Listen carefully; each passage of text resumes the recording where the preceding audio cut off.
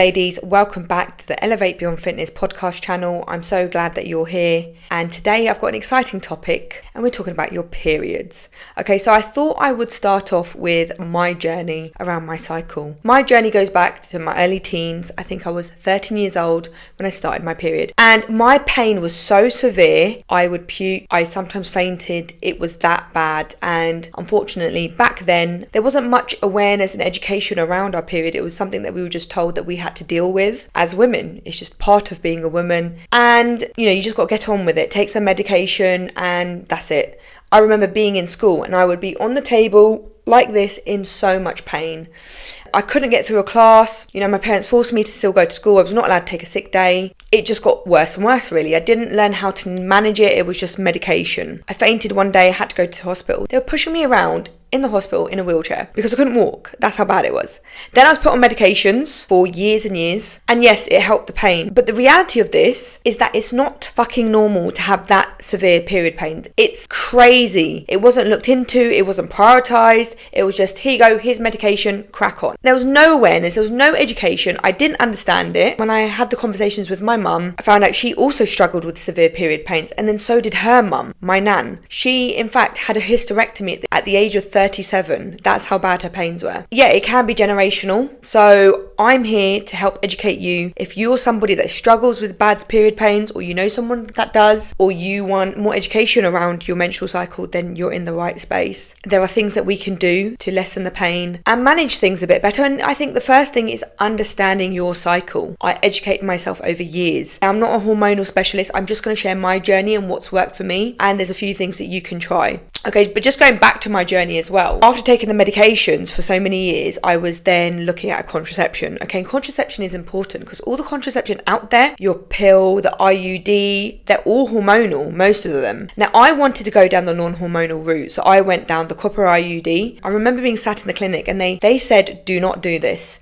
It's going to make the period pains worse and your blood flow is going to be heavier. And they just wanted me to go on the hormonal stuff. And I was thinking, I don't want to put hormones in my body. So let me be. I took the risk. And if anything, it lessened the pain and it made the blood flow a lot lighter. So it was a win for me. And I had that for a good few years and I didn't need that medication anymore. On the odd occasion, yeah, I did have to take paracetamol. But back then as well, most of my teens and my 20s would eat ultra-processed food. I was drinking recreational drugs. I was not prioritizing my health. My sleep pattern was all over the place. I was relying on medications. You get the point. Fitness was not important to me. Well, health wasn't important to me. I didn't understand the detrimental effect of diet, movement, mindset. And then once I started to get into looking after myself, I reduced my alcohol intake. I was looking at food labels. I was looking at the holistic route. That's what I'm going to go into. So that's basically my journey. I would say I'm now at a stage where I understand my period. I know what's going on. I understand the different phases and I know how to manage them and I know what to expect. And once I know what to expect, I know what I need to do in order to plan and to make things easier for me, more comfortable. Unfortunately, I do think we live in a man's world. That regimented office life, 9 to 5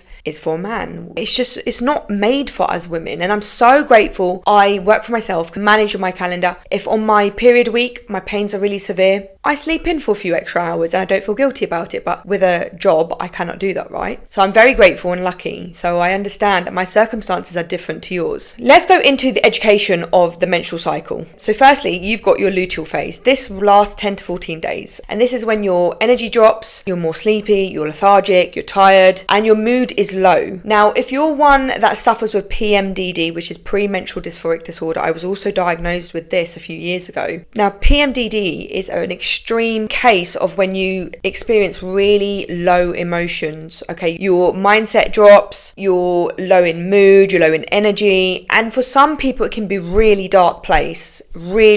Some people who have suffered with PMDD would have suicidal thoughts. Now, I'm grateful I didn't have that, but I would get low moods where I did not want to talk to anybody. I would go ghost for a few days. All I would do is sleep. That's how bad it would be because I can't operate. And it did affect a lot of my mental state because I would be in this constant cycle of my period would come and then I'd take a whole week off and it was like I had to restart. But it's because I didn't understand the cycles. I didn't understand the different phases, okay?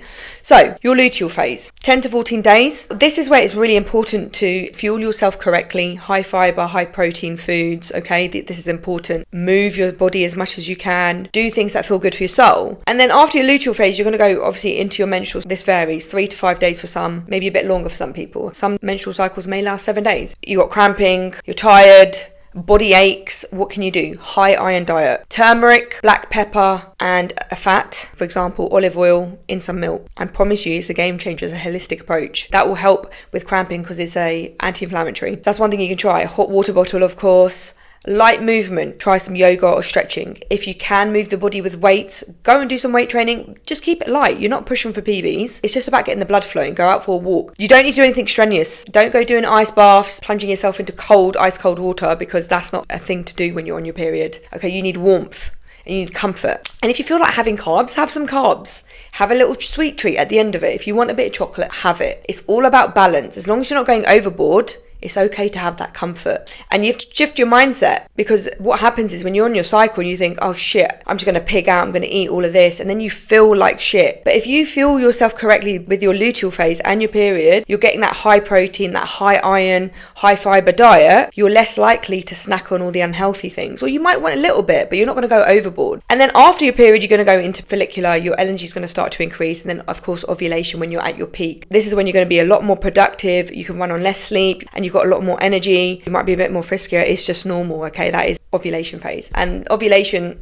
is roughly 5 to 7 days. But when you ovulate and you release the egg, that's usually a 12 to 24 hour period. So this is the time to utilize that energy. You're probably more productive with work. You can do more social things. You've got a lot more energy. You can multitask more. You're going to have energy for the gym and other things, so utilize that energy. It's the best. Enjoy it. So luteal, you need to probably prioritize a few extra hours of sleep. Menstrual, you probably have to prioritize a little bit extra sleep as well. Fuel yourself correctly between those two phases and it will get easier for you.